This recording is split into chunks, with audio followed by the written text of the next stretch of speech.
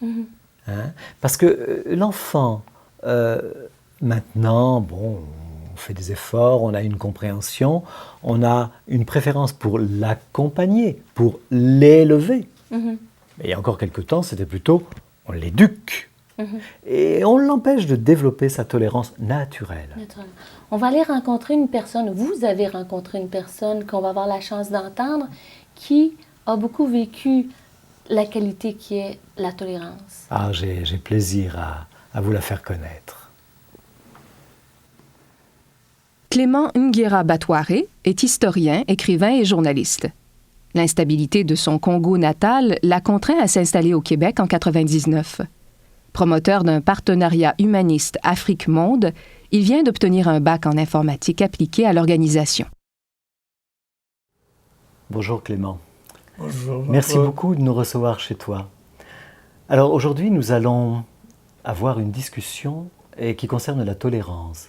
D'abord peut-être cette question, cette première question. Pour toi, qu'est-ce qu'évoque la tolérance? La tolérance évoque d'abord la présence de l'autre, implique l'autre devant soi, implique, disons, la présence de quelqu'un d'autre, la présence même de certaines choses qui sont faites ailleurs que par soi-même. Donc la tolérance implique obligatoirement, et définitivement, comme disent les Nord-Américains, implique l'autre. J'aime beaucoup lorsque tu dis ça évoque la présence de l'autre.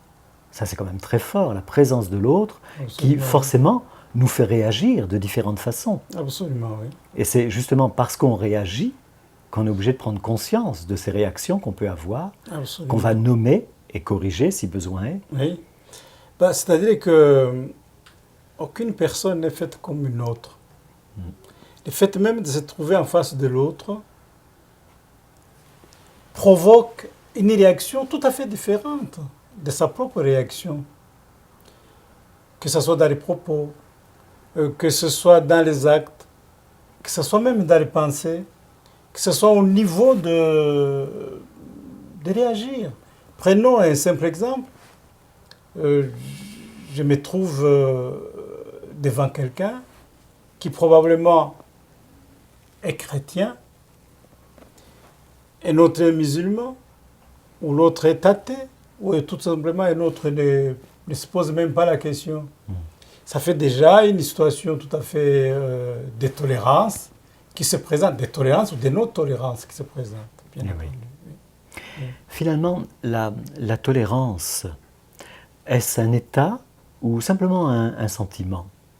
Bon, je crois que la tolérance est un état, dans la mesure où, en fait, on ne peut être tolérant, disons, on ne peut avoir cet état de tolérance que si on s'y est en fait appliqué, parce que ce n'est pas tout à fait quelque chose de spontané.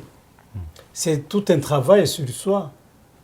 Parce que la tolérance commence par soi-même. Vous savez, quand on agit, quand on pense, quand on projette quelque chose, on sent aussi en soi une sorte de double réaction.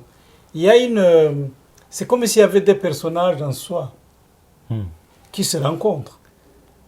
Qui de toute façon, alors il faut la réaction de l'un et de l'autre, la compréhension de soi-même, à l'intérieur de soi-même, cette écriture de la tolérance en soi peut mener à extérioriser, bien sûr, la tolérance à l'extérieur.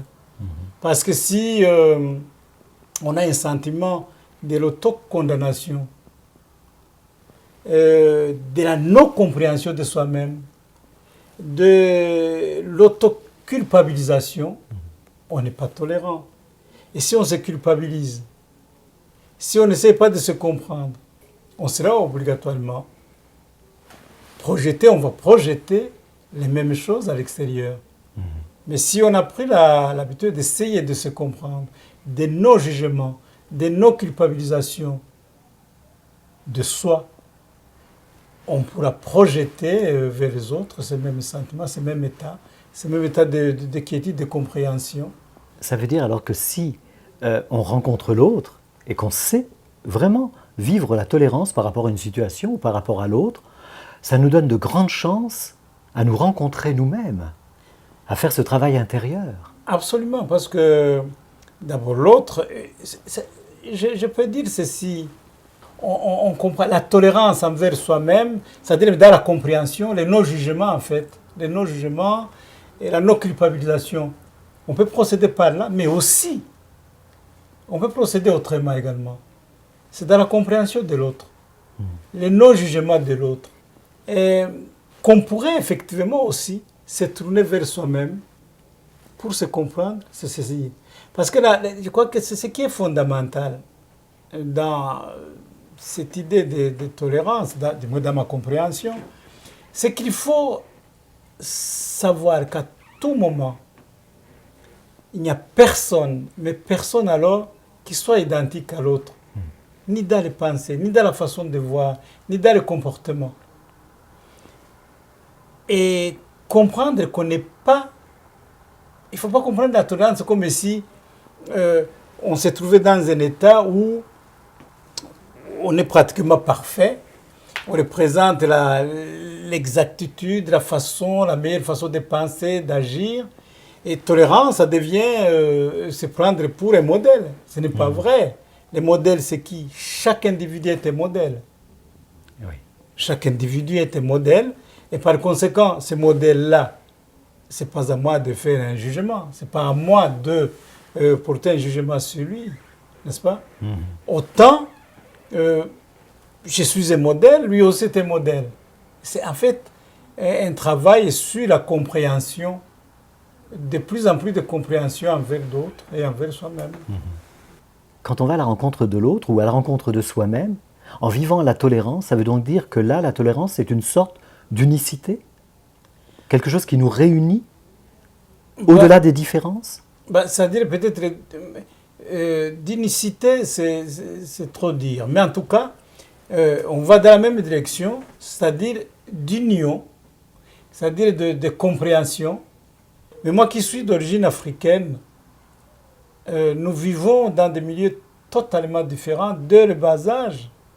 Nous sommes autour de plusieurs tribus. Vous avez dépassé le stade des tribus, d'ethnie, et vous êtes probablement uniquement, souvent au niveau des idées, entre vous occidentaux.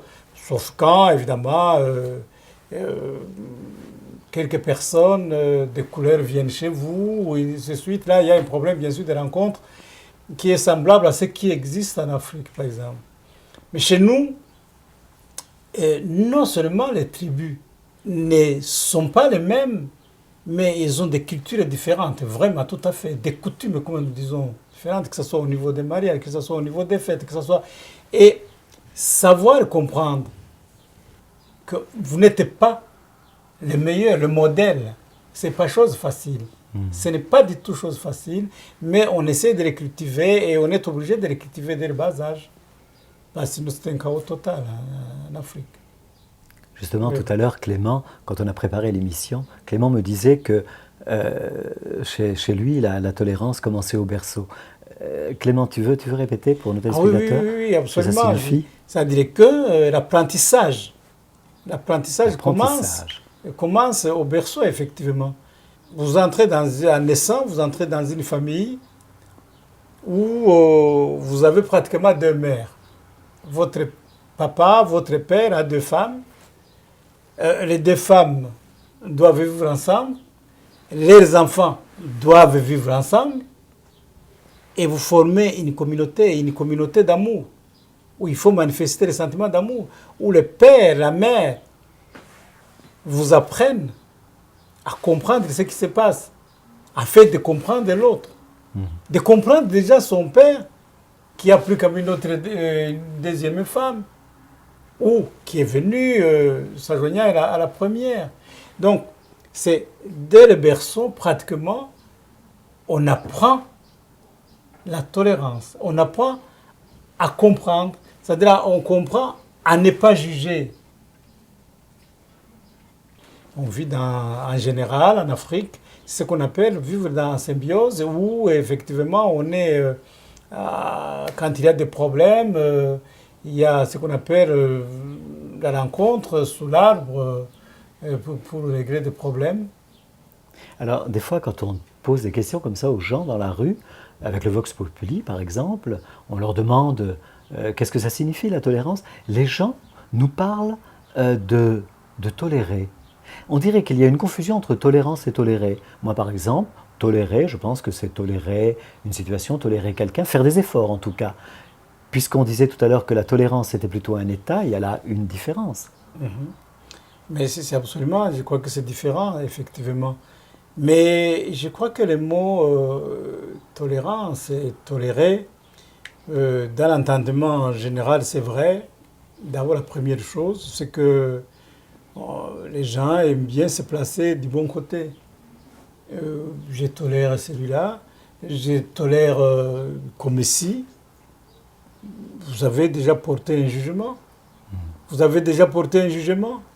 Parce que vous avez déjà considéré que ce que vous tolérez est mal, ou bon, ou tout ce que vous voulez, en tout cas est mal par rapport à ce que vous faites. Qu'est-ce qui vous donne l'autorisation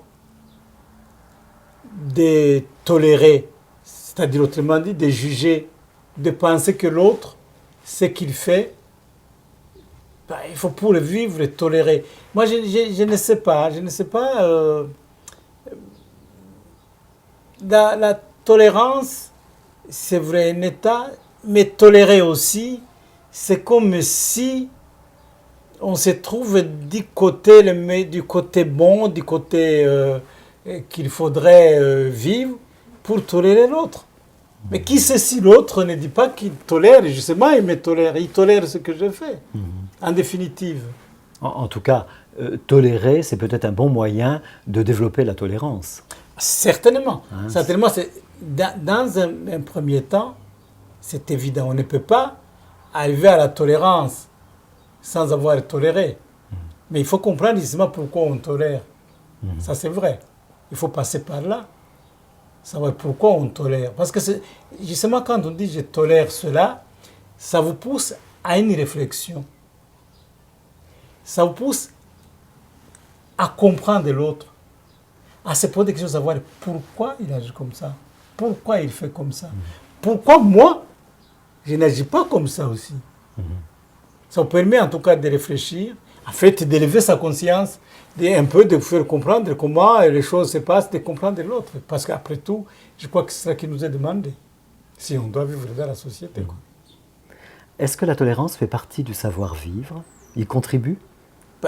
Non, absolument, ça devrait même être le socle, justement. Parce que la tolérance permet de comprendre justement l'autre, sa culture, sa façon de penser, la manière d'être. On peut même apprendre par l'autre, n'est-ce pas?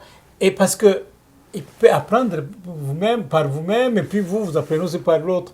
Et je constate vraiment que c'est quelque chose de fantastique. En tout cas, nous avons appris beaucoup de choses. Je suis, quand nous sommes arrivés ici, reçu dans le milieu québécois, j'avais été frappé par une chose dans des réceptions, dans des soirées.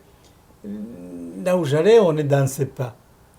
Je me suis posé des questions. Et moi, j'ai demandé, nous avons été chez un ami médecin. On était nombreux, c'était très bien. Mais je lui dis, mais franchement, moi, je constate que les Québécois, vous êtes merveilleusement bien. Mais ce qui m'étonne, c'est quand même, vous êtes heureux, mais vous ne manifestez pas dans les soirées, vous ne dansez pas. Et d'un coup, le médecin qui était très bien, il dit, mais j'ai des tam-tams ici. J'ai dit, voilà, prenons les tam-tams, nous avons commencé à danser, c'était merveilleux, et tout le monde a dansé. Les Québécois et nous tous. Vous avez fait une soirée africaine. Africaine, tout à fait. Et ça aussi, c'est la tolérance. Ah, c'est absolument. N'est-ce pas? D'abord, qu'il est toléré que je dise cela. Et que j'ai toléré au départ de vivre là où on ne dansait pas. Et d'un coup, quand on a manifesté sa tolérance, eh bien, tout ça s'est résolu. Chacun a eu ce qu'il voulait. Ça a été vraiment ici, ce n'est pas une coexistence, mais c'est une existence ensemble, vraiment. Alors, quand on t'écoute comme ça, Clément, évidemment, on a l'impression que la tolérance, c'est quelque chose de vraiment de très facile. C'est vrai qu'ici, on la rencontre vraiment beaucoup dans ce pays. Mais pourquoi alors il y a tellement d'intolérance? Non, je crois que la tolérance... Je veux dire d'une manière générale, Oui, pas oui, c'est ici, ça. d'une manière générale, dans le monde. Je crois que la tolérance n'est pas facile du tout. Mais